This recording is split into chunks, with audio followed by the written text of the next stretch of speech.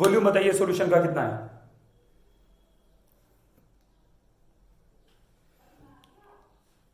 250 ml, 250 ml into 1000 तो यहां से WB निकालोगे, WB आएगा 1.25 मोल, मतलब मेरे पास नंबर ऑफ मोल्स इसमें 1.25 मोल है, राइट 1.25 मोल है। अब सुनना मेरी बात, NaCl का एक, हाँ संजना कुछ कहना चाहते हो गुड़िया?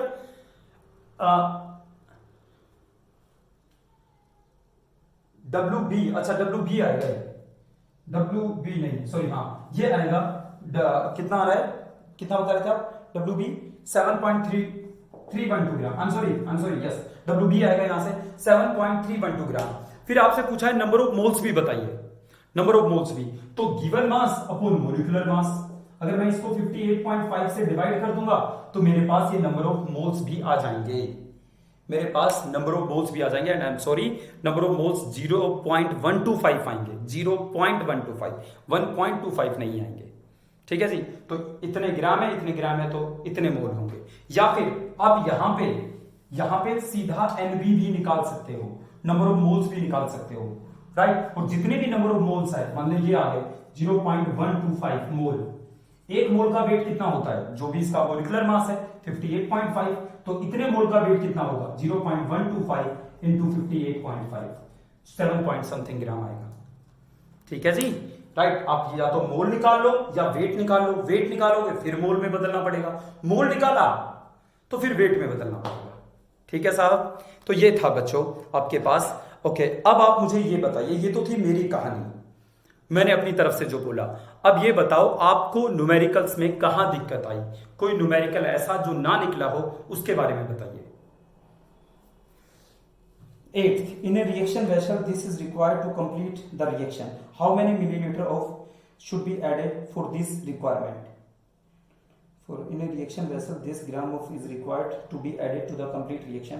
How many millimoles of it? Okay देखो, ऐसे एग्जाम्पल में भी दो क्वेश्चन ऐसे हैं, राइट। ये जो टॉपिक अगला स्टार्ट करने वाले हैं बच्चों, इसके बाद हम इस टॉपिक पे बात करेंगे कि कितना रिएक्शन करेगा, कंप्लीटली रिएक्ट करेगा, कब करेगा, कितना करेगा, इस टॉपिक के बाद हम इस पे आएंगे, ठीक है। तो जो 8वां न्यूमेरिकल है आप उसको स्किप कर सकते हो थोड़े दिन के लिए, थोड़े दिन के लिए, जैसे हमने पहले वाले न्यूमेरिकल में, पहले वाले जो मोल कंसेप्ट थे उसमें 8वां और 23वां न्यूमेरिकल छोड़ा था, वैसे ही आप यहां पे भी 8वां न्यूमेरिकल स्किप कर दीजिए, ये अभी हो जाएगा 1-2 दिनों में, जो टॉपिक हम स्टार्ट करने वाले हैं उसके बाद आ जाएगा आपको, ठीक है जी। तो 8वां नहीं, 8वें के अलावा कोई दिक्कत है, 8th के अलावा कोई कहीं पे प्रॉब्लम आई हो? आपने न्यूमेरिकल किए हैं इसका मतलब, ओके आप बोलोगे नहीं, कोई बात नहीं, कोई बोलना चाहता है तो प्लीज, नहीं तो हम अगले टॉपिक पे चल रहे हैं, उसके बाद ही आएगा 8th और 2-3 न्यूमेरिकल उसके बाद आएंगे। 11th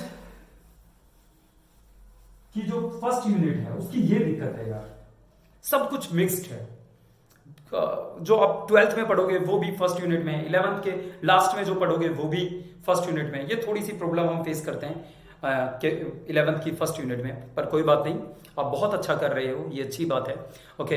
अब कोई बच्चा बोलना चाह रहा था कुछ? हाँ ओके, इस चैप्टर के नोट्स भी आपको मिल जाएंगे, आप डेफिनेशन वगैरह लिख रहे हो ना? हाँ या डेफिनेशन वगैरह लिखिए, यही नोट्स है वैसे तो, अब न्यूमेरिकल पे फोकस कीजिए, नोट्स आपको मिल जाएंगे, नोट्स मिल जाएंगे, ठीक है साहब, ओके। चलिए अब हम अगले टॉपिक पे आते हैं जो बहुत इंपॉर्टेंट है और इंटरेस्टिंग भी है, शायद आपको मजा भी आएगा, ओके। देखिए बच्चों, मुझे एक बात बताओ, आपके सामने एक रिएक्शन है C+O2 CO2, ओके। इस रिएक्शन को देखकर आप क्या समझते हो? इस रिएक्शन को देखकर हम बहुत सारी बातों का अंदाजा लगा सकते हैं, कार्बन और ऑक्सीजन मिलकर CO2 बनाते हैं, यह भी हमें पता लगता है, कार्बन अंदर से टूट जाता है और कोई नई चीज बन जाता है, ऑक्सीजन अंदर से टूट जाता है और कोई नई चीज बन जाता है, ऐसी बहुत सारी बातों का हमें पता लगता है। पर जो बातें जिक्र हमने अभी किया कि कार्बन ये बन के ये बन जाता है, ये हो जाता है, वो हो जाता है, ये सारी बातें उसकी क्वालिटी को दर्शा रही है, मतलब वो क्या से क्या बन जाएगा, राइट। बट हमारा जो मुद्दा है, हमारा जो टॉपिक है वो है कि ये कितने से कितना बन जाएगा। मतलब मैं क्या कहना चाहता हूं, इस रिएक्शन को देखकर आप एक और बात का अंदाजा लगा सकते हो कि एक कार्बन का एटम एक ऑक्सीजन के मॉलिक्यूल के साथ मिलकर एक CO2 का मॉलिक्यूल बनाएगा। एक कार्बन का एटम अगर आपके पास है तो एक O2 से मिलेगा और एक CO2 बन जाएगा। ठीक है जी, एक कार्बन का एटम आएगा, एक ऑक्सीजन से मिलेगा और एक CO2 बन जाएगा। यह भी हम इस रिएक्शन को देखकर बता सकते हैं। Right, okay. जिस टॉपिक को हम अब समझने वाले हैं उस टॉपिक का नाम है स्टिक्योमेट्रिसिटी। स्टिक्योमेट्रिसिटी, ठीक है जी। ओके, मोहित सैनी अगर आप यहां हो तो मेरे एक छोटे से सवाल का जवाब दीजिए। मोहित सैनी अगर आप यहां हो। चेतन चौहान, जाना नहीं है कहीं, जाना नहीं है, मेरे एक सवाल का जवाब दो। चेतन चौहान और मोहित सैनी में से अगर कोई यहां है तो इस रिएक्शन का मतलब यह है कि एक कार्बन का एटम एक ऑक्सीजन के साथ मिलकर एक CO2 बनाएगा। चेतन, मोहित सैनी, अगर मेरे पास दो कार्बन के एटम हो, मेरे पास दो कार्बन के एटम हो, राइट, और मेरे पास दो ही O2 हो, तो बताओ मुझे कितने CO2 मिलेंगे। दो छोटे छोटे कार्बन के एटम हैं, दो छोटे छोटे O2 के मॉलिक्यूल हैं, दोनों आपस में मिलेंगे तो कितने CO2 हमारे पास होंगे। बताइए बच्चों, कोई भी बोलिए।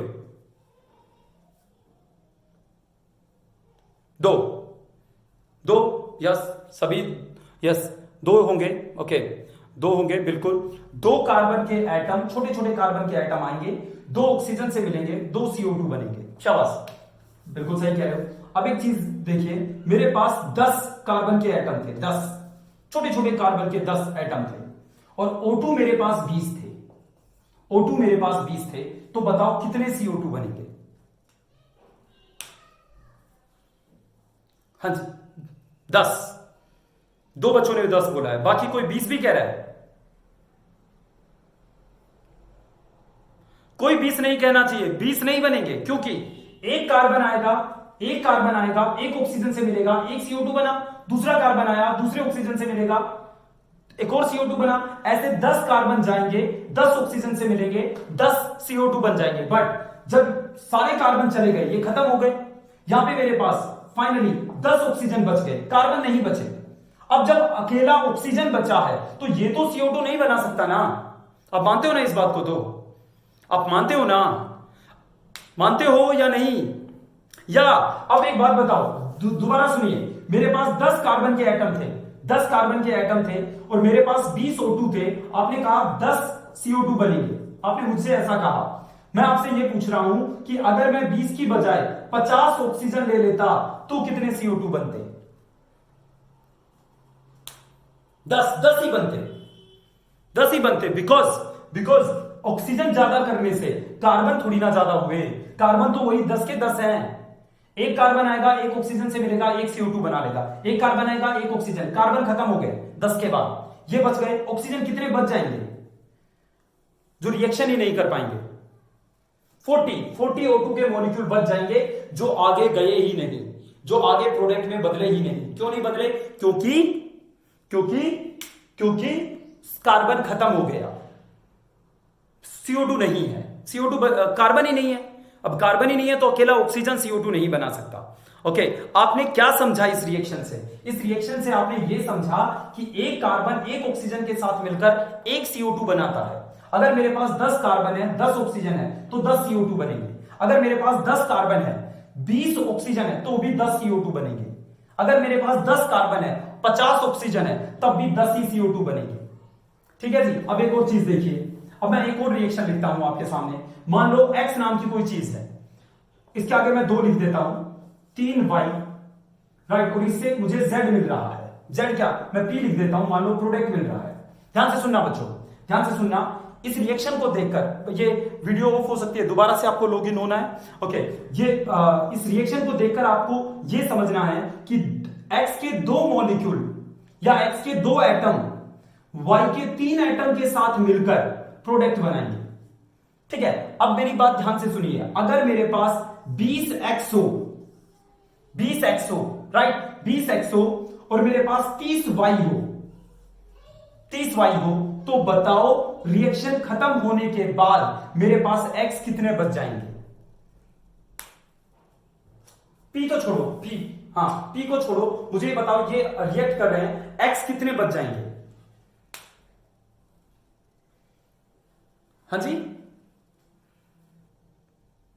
बोलिए, बोलो बोलो यार।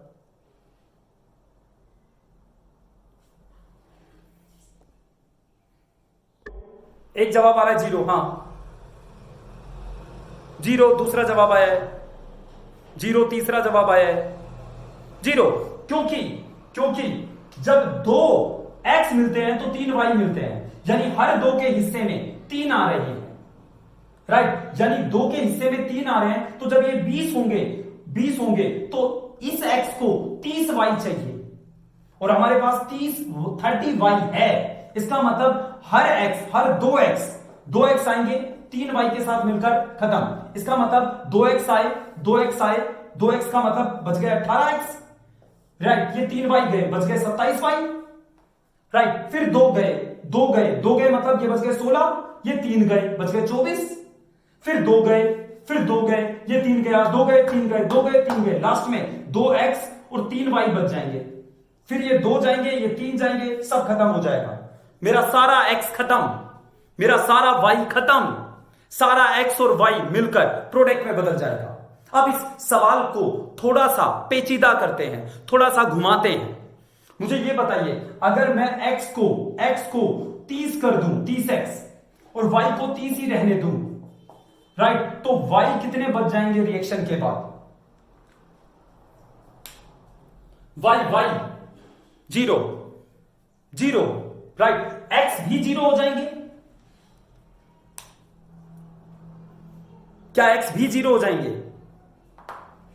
नहीं, x 0 नहीं होंगे, यस बच जाएंगे। क्यों बच जाएंगे? क्योंकि कुछ x ऐसे हैं जिन्होंने रिएक्शन की ही नहीं, कुछ x ऐसे हैं जिन्होंने रिएक्शन की ही नहीं। क्यों नहीं की उन्होंने?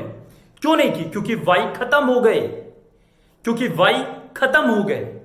y सॉरी उन्होंने, मैं दोबारा रिपीट करता हूं, राइट, y खत्म हो गए सारे, कुछ x बच जाएंगे जिन्होंने रिएक्शन नहीं की। क्यों नहीं की? क्योंकि y खत्म हो गए, अकेले x प्रोडक्ट नहीं बना सकते थे। आपको मेरी बात अगर समझ में आ रही है तो प्लीज ध्यान दीजिए इस बात पे। हम बहुत इंपॉर्टेंट कंसेप्ट पढ़ रहे हैं जिसका नाम है स्टिक्योमेट्रिसिटी। रिएक्शन में जो रिएक्शन लिखी रहती है आपके सामने, उस लिखी हुई रिएक्शन का मतलब क्या है, हम ये सीख रहे हैं। जब आप रिएक्शन को बैलेंस करते हो, उसको 2 से मल्टीप्लाई करते हो, किसी को 4 से मल्टीप्लाई करते हो, रिएक्शन बैलेंस होती है। और उस बैलेंसिंग का मतलब क्या है, हम इस बात पे चर्चा कर रहे हैं। उस बैलेंसिंग का फायदा क्या है, हम इस बात पे चर्चा कर रहे हैं। एक रिएक्शन मैं लिखता हूं और फिर आपसे पूछता हूं, देखिए मान लेते हैं मेरे एक रिएक्शन है N2 + 3H2, ये हमें 2NH3 2 अमोनिया दे रहा है। मैं इनको ना थोड़ा सा हाईलाइट कर देता हूं, जो आगे लिखे हुए हैं, जो ये आगे लिखे रहते हैं, जिनकी मदद से आप रिएक्शन को बैलेंस करते हो, उन्हें स्टिक्योमेट्रिक कोफिशिएंट कहा जाता है। 1, 3, 2 क्या है, कोई पूछे तो आप कहोगे दीज आर स्टिक्योमेट्रिक, स्टिक्योमेट्रिक कोफिशिएंट। स्टिक्योमेट्रिक का मतलब होता है बैलेंस करने वाले कोफिशिएंट उन्हें कहते हैं जो आगे लिखे जाते हैं। इन्हें 1, 3, 2 ये क्या कहलाते हैं? स्टिक्योमेट्रिक कोफिशिएंट। सर स्टिक्योमेट्रिक का क्या मतलब होता है? स्टिक्योमेट्रिक का मतलब होता है बैलेंस करने वाले कोफिशिएंट। मेरे कुछ विद्यार्थियों को हो सकता है बैलेंसिंग में दिक्कत आती हो सकता है बैलेंसिंग में दिक्कत आती हो, वो समझे कि बैलेंसिंग का मतलब क्या होता है, क्या पर्पज होता है बैलेंसिंग का, ये आपको समझना है। देखिए बच्चों, जिनको बैलेंसिंग में दिक्कत आती है वो समझे। देखो जैसे मेरे पास एक रिएक्शन है R2P। केमिस्ट्री में एक नियम है, law of conservation of atoms को सुरक्षित या संरक्षित करने वाला नियम। वो ये कहता है कि नंबर ऑफ एटम्स कभी खत्म नहीं होते, नंबर ऑफ एटम्स कम या ज्यादा नहीं होते, रिएक्टेंट में जितने एटम आपको दिखाई दे रहे हैं, हो सकता है वो कुछ और बन जाएं, बट एटम्स की संख्या, नंबर ऑफ एटम्स हमेशा सेम रहेंगी। मैं दोबारा से रिपीट करता हूं, हमारी केमिस्ट्री का एक नियम है, that is law of conservation of atom, atoms को संरक्षित रखने वाला नियम। यह नियम ये कहता है, जब आप रिएक्टेंट से प्रोडक्ट में जाते हो तो रिएक्टेंट अलग होता है, प्रोडक्ट अलग होता है, बट नंबर ऑफ एटम्स हमेशा सेम रहते हैं। नंबर ऑफ एटम्स, उनकी संख्या हमेशा सेम रहती है। फॉर एग्जाम्पल, अगर मेरे पास C+O2 CO2 है, तो जितने एटम्स मुझे रिएक्टेंट में दिख रहे हैं उतने ही एटम मुझे प्रोडक्ट में भी दिखने चाहिए। जितने एटम मुझे रिएक्टेंट में दिख रहे हैं उतने ही एटम मुझे प्रोडक्ट में भी दिखने चाहिए, तब वो रिएक्शन बैलेंस है। ठीक है जी। अब इस रिएक्शन को बैलेंस कीजिए। कार्बन का एक एटम है, यहां पे भी एक है। आप अपने पेन से सिर्फ कोफिशिएंट को कम ज्यादा कर सकते हो। यहां पे आप इन नंबर्स को कम ज्यादा नहीं कर सकते। आप ये नहीं कह सकते सर ऑक्सीजन कम है तो CO3 कर दो, नहीं, CO3 तो बनता ही नहीं, तो आपने इसे कैसे बना दिया? हां, आप इसके आगे कुछ भी लिख सकते हो। CO2 बनता है, अब CO2 एक भी हो सकता है, 2 CO2 भी हो सकते हैं, 10 CO2 भी हो सकते हैं, राइट, पर CO3 नहीं हो सकता। मतलब आप फॉर्मूला नहीं बदलोगे, बस कोफिशिएंट बदलकर आपको रिएक्शन को बैलेंस करना है। सिर्फ कोफिशिएंट बदलकर रिएक्शन को बैलेंस करना है। सर कोफिशिएंट क्या होते हैं? स्टिक्योमेट्रिक कोफिशिएंट। वो क्या होते हैं? जो यहां आगे लिखे जाते हैं। सिर्फ आप इनको बदल सकते हो, फॉर्मूला नहीं बदल सकते। ठीक है जी, राइट। चलिए, तो अब मैं जब इसको देखता हूं, इस रिएक्शन को, O2 कितने हैं? O2 2 है, यहां पे भी 2 है, राइट, यानी टोटल ऑक्सीजन 2 है इस साइड, ऑक्सीजन 2 है इस साइड, कार्बन 1 है, कार्बन 1 है, सब कुछ बैलेंस है। तो मुझे कुछ कोफिशिएंट को बदलने की जरूरत नहीं है। 1111 कोफिशिएंट है, इसको मैं ऐसा ही छोड़ दूंगा। बट जब मैं ऊपर वाली रिएक्शन को देखता हूं, N2+, किसी ने मुझसे कहा नाइट्रोजन और हाइड्रोजन मिलकर अमोनिया बनाते हैं। बस इतना उन्होंने कहा कि नाइट्रोजन और हाइड्रोजन मिलकर अमोनिया बनाते हैं। प्यारे बच्चों, अमोनिया का फॉर्मूला NH3 होता है। तो नाइट्रोजन और हाइड्रोजन मिलकर अमोनिया बना रहे हैं, अमोनिया, राइट। ये किसी ने हमसे कहा और ये कहा कि अब इस रिएक्शन को बैलेंस कीजिए। ठीक है, जल्दी से मुझे बताओ, रिएक्टेंट में नाइट्रोजन कितना है? रिएक्टेंट में नाइट्रोजन के कितने एटम दिखाई दे रहे हैं? 2, और यहां पे भी 2 ही होने चाहिए। हाइड्रोजन 2 है, यहां पे भी 2 ही होने चाहिए। अगर यहां 6 है तो यहां पे भी 6 होने चाहिए, 10 है तो 10 होने चाहिए। तो सबसे पहले हम नाइट्रोजन को बैलेंस करते हैं। 2 नाइट्रोजन है, अब मैं यहां NH3 ऐसे लिखा है, यहां 2 नहीं लिख सकता, इससे तो फॉर्मूला ही बदल जाएगा, अमोनिया नहीं कुछ और बन जाएगा। मुझे अमोनिया ही रखना है, तो मैं सिर्फ कोफिशिएंट यानी यहां 2 लिख सकता हूं। पर इसकी समस्या यह हुई कि मेरे पास N2 नहीं है, बल्कि NH3 2 हो गए। NH3 2 का मतलब NH3 कितने हाइड्रोजन हो गए टोटल? 6। तो यहां पे तो 2 ही है। अब क्या करें? यहां तो 2 है, इसको 3 से मल्टीप्लाई कर देंगे, इसके कोफिशिएंट को 3 से मल्टीप्लाई कर देंगे, इसके कोफिशिएंट को मैं यहां 6 नहीं लिख सकता। अब ये रिएक्शन बैलेंस है, और ये रिएक्शन अब भी वही बात कह रही है जैसा किसी ने हमसे कहा था। क्या कहा था? कि नाइट्रोजन और हाइड्रोजन मिलकर अमोनिया देते हैं। तो ये नाइट्रोजन और हाइड्रोजन मिलकर अमोनिया ही हमें मिल रहा है। अब ये एक बैलेंस रिएक्शन है। बैलेंस के तरीके होते हैं, बट बहुत बार हमें अलग अलग कोफिशिएंट रखकर देखने पड़ते हैं। इसे हिट एंड ट्रायल मेथड कहते हैं। हिट करो, सही निशाने पे लगता है तो सही है, नहीं तो दोबारा ट्राई करो। किसी ने 2 रखकर देखा, बैलेंस नहीं हुआ, चलो इस बार 3 रखकर देखते हैं, चलो अगली बार 4 रखकर देखते हैं, शायद बैलेंस हो जाए। इस तरह के मेथड को हिट एंड ट्रायल मेथड कहते हैं। हिट नहीं लगा सही निशाने पे, ट्राई करो दोबारा से, लिखो, बैलेंस नहीं हुआ, कुछ और लिख कर देखो, कुछ और कोफिशिएंट बदल कर देखो। ठीक है जी, ओके। चलिए बच्चों, तो ये हमारे पास एक रिएक्शन है, राइट। 1 N2 3 हाइड्रोजन के साथ मिलकर 2 NH3 दे रहा है। ठीक है जी, 2 NH3 दे रहा है। अब जरा एक बात बताइए, अगर मेरे पास अगर मेरे पास एक N2 हो, 3 हाइड्रोजन हो, तो कितने अमोनिया बनेंगे? एक N2 मतलब छोटा सा एक मॉलिक्यूल हो N2 का, और 3 छोटे छोटे मॉलिक्यूल हो हाइड्रोजन के, तो कितने अमोनिया बन जाएंगे, कितने NH3 बन जाएंगे? बोलिए। 2।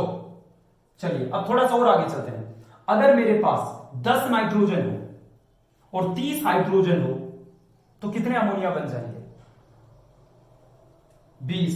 चलिए और आगे चलते हैं। 1 ठीक है। मैं इस 1 को ये कहता हूं कि मेरे पास 1 दर्जन N2 है। इस 3 को मैं ये कहता हूं मेरे पास 3 दर्जन N2 है, तो H2 है। तो बताओ कितने अमोनिया बनेंगे? 2 दर्जन। शाबाश शाबाश। अब मैं इसको और आगे लेके जाता हूं। मेरे पास 1 मोल नाइट्रोजन है, राइट, और मैं चाहता हूं 1 मोल नाइट्रोजन सारा का सारा रिएक्ट कर जाए, तो मुझे कितना हाइड्रोजन लेना पड़ेगा? कम से कम 3 मोल। 3 मोल हाइड्रोजन लेना पड़ेगा। और जब ये 1 मोल 3 मोल के साथ मिलेगा, तो कितने मोल अमोनिया बनेंगे? 2 मोल। चलो अब अगली परीक्षा आपकी स्टार्ट होती है। ये बताओ कितने ग्राम नाइट्रोजन लिया मैंने यहां, अगर 1 मोल लिया है तो? 1 मोल अगर मैंने लिया है तो 1 ग्राम नाइट्रोजन लिया है मैंने। 14 नहीं 28 N2 लिया है यार। N का 14 होता है तो 28 ग्राम नहीं हो गया? सही है ना? 1 मोल N नहीं लिया, 1 मोल N2 लिया है। N2 का मोलिकुलर मास 28 होता है, तो 28 ग्राम। हाइड्रोजन कितने ग्राम लिया है जल्दी बताओ? नहीं 2 ग्राम नहीं, 30 ग्राम गलत। 6 आई एम सॉरी यस 6 ग्राम बिल्कुल सही। 6 ग्राम हाइड्रोजन है, ठीक है। बताओ अमोनिया का मोलिकुलर मास होता है 17, तो कितने ग्राम अमोनिया बना? 34 ग्राम। शाबाश बच्चों, मैं आपको यहां ले जाना चाहता था। यहां कहां सर? मैं आपको ये मोल से इस ग्राम तक ले जाना चाहता था। अगर आपको ने ये सीख लिया तो स्टिक्योमेट्रिसिटी पूरी आ गई आपको, राइट, पूरी आ गई। देखो अब दोबारा से खेल खेलते हैं। इस बार मैं 1 नहीं 1 दर्जन नहीं, सीधे मोल की बात करेंगे, सीधे मोल की बात करेंगे। एक रिएक्शन में दोबारा से लिखता हूं। ये रिएक्शन मोल के हिसाब से बताइए क्या कह रही है? मोल के हिसाब से बताइए क्या कह रही है ये रिएक्शन?